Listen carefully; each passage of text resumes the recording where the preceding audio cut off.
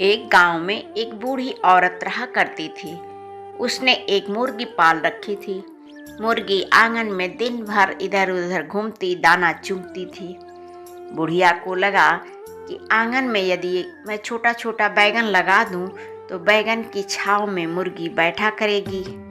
मुर्गी बैगन के पौधे की छाया में बैठकर सुस्ता भी लेगी और बैगन में जब बैगनी बैगनी फूल खिलेंगे तो आंगन की सुंदरता बढ़ेगी। बैगन फलेगा तो सब्जी के काम आएगा। यह सोचकर उस बुढ़िया ने अपने घर के आंगन में बैगन का पौधा लगा दिया। बैगन का पौधा बड़ी तेजी से बढ़ने लगा। मुर्गी को उस पौधे के नीचे बैठना बड़ा अच्छा लगता था। पौधे को भी उसके बैठने से कोई आपत्ति नहीं थी। मुर्गी ने कई चूजों को जन्म दिया।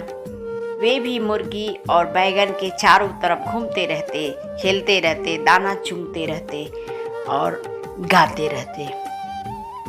मुर्गी उन्हें देख देख कर खुश होती थी। बैगन भी उन्हें देखकर खुश होता था। बैगन में धीरे धीरे फूल खिले। ये फूल कई दिनों तक आंगन में खिले रहते थे, मगर उन फूलों से एक भी फल नहीं हुआ। धीरे धीरे सारे फूल मुरझाकर गिर गए। फिर कुछ दिन बाद बैगन में एक फूल खिला। इस एक फूल से सारा आंगन महक उठा। मुर्गी को भी फूल बड़ा भाया। वह रोज बैगन के नीचे जा बैठती और फूल को देखा करती थी। कुछ दिन बाद फूल से फल बनने लगा। चटक बैगनी रंग का फल धीरे धीरे बड़ा होने लगा। मुर्गी ने बैगन के नीचे बैठना नहीं छोड़ा। बुढ़िया औरत ने देखा उसके आंगन के पौधे में एक बड़ा फल लगा हुआ है, मगर उसने तोड़ा नहीं। उसे लगा कि इस फल से कौन सा उसका पेट भर जाएगा। उसने उस फल को छोड़ दिया। अब फल धीरे धीरे बढ़ने लगा। आंगन में फल से उसकी शोभा बढ़ गई। इस तरह फल पौधे में लगा रहा, बढ़ता रहा। एक दिन मुर्गी जब बैगन के पौधे के नीचे पहुंची तो बैगन के पौधे ने उससे टोका, मुर्गी बहन, अब तुम मेरी छाया में मत बैठो, क्योंकि मेरा फल बहुत बड़ा हो गया है, भारी हो गया है। वह कभी भी गिर सकता है। यदि ये तुम्हारे ऊपर गिरा तो तुम्हें चोट लग सकती है। भला एक फल के गिरने से मुझे चोट कैसे लगेगी? मुर्गी ने बड़ी लापरवाही से कहा और वह बैगन के नीचे छाया में बैठ गई। कुछ देर के बाद वही हुआ जिसका डर था। उस बैगन का फल टूट के गिर गया और मुर्गी उसमें दबकर मर गई। बुढ़िया औरत का घर आंगन गांव के जंगल के किनारे था, इसलिए उसके घर के आसपास एक लोमड़ी मंडराया करती थी। वह हमेशा मुर्गी के चूजों को खाने की ताक में रहती थी। जब तक मुर्गी जिंदा थी तब तक लोमड़ी का साहस नहीं हुआ कि वह उसके चूजों को खा सके। मुर्गी के मरते ही लोमड़ी अब चूजों को खाने के फिराक में लग गई। एक रात लोमड़ी चुपके से घर के अहाते में घुस आई। उसने मुर्गी के चूजों को ढूंढना शुरू कर दिया। उसे एक भी चूजा नहीं मिला। वह बहुत हैरान हुई। वह चुपचाप वापस चली गई। सवेरा होने पर उसने अहाते के पास जाकर देखा तो उसे चूजे आंगन में दाना चुगते हुए दिखाई दिए।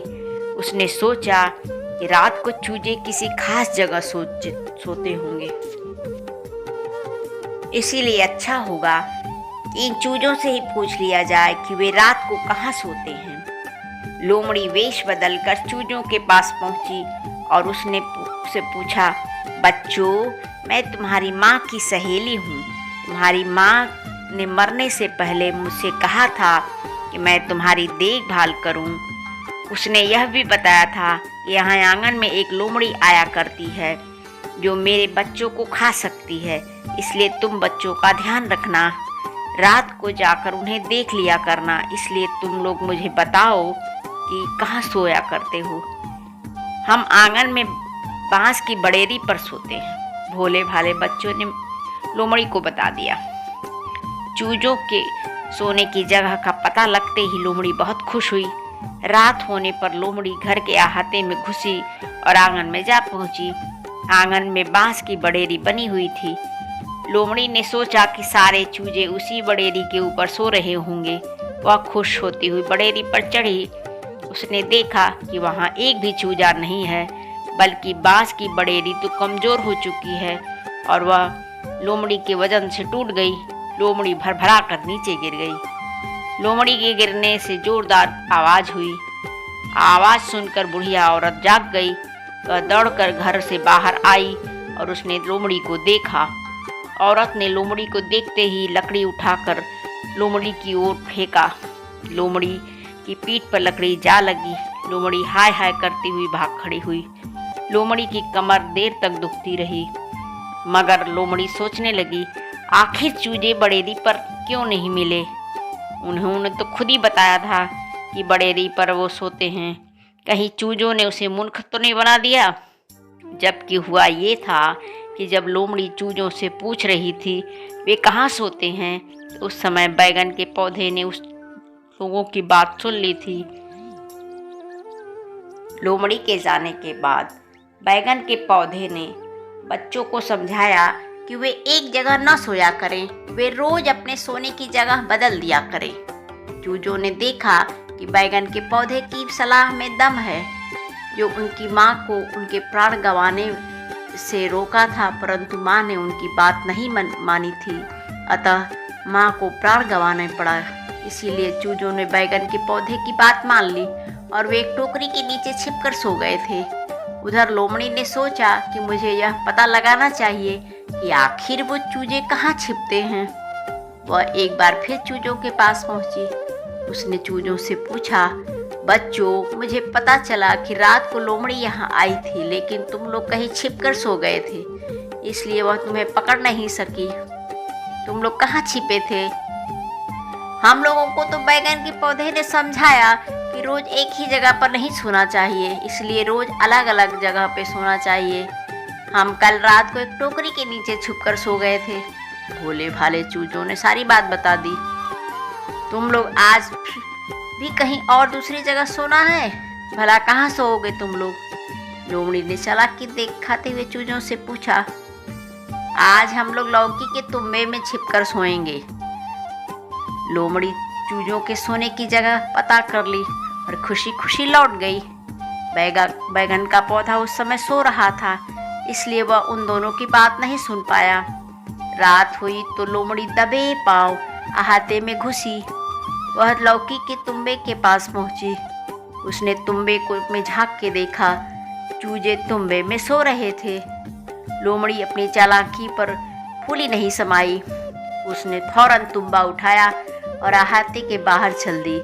उसी समय बैगन के पौधे को लोमड़ी की आहट मिल गई। उसने देखा कि लोमड़ी तुम्बा उठाकर भाग रही है। वह ताड़ गया कि तुम्बे में तो चूजे सो रहे थे। वह चिंता में पड़ गया कि चूजों को कैसे बचाया जाए। अचानक उसे एक उपाय सूझा। उसने लोमड़ी को पुकारा, लोमड़ी लोमड़ी कहाँ जा रही हो, जरा सुनो तो।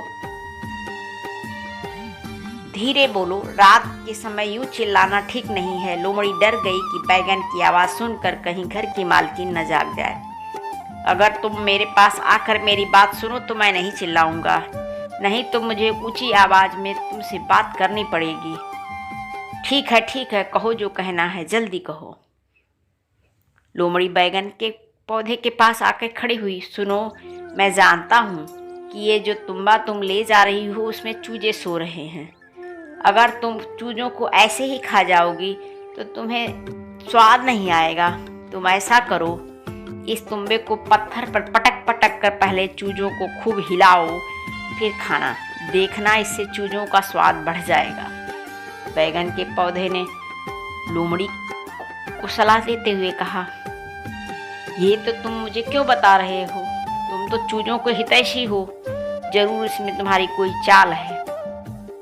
इसमें भला मेरा क्या चाल हो सकता है? मैं तुम्हें चूजों को छोड़ने को तो नहीं कह रहा हूँ, वैसे भी मैं एक पौधा हूँ। मेरे लिए तुम्हारे में और चूजों में क्या फ़र्क है? मैं तो तुम्हें तुम्हारे लिए ही कह रहा हूँ।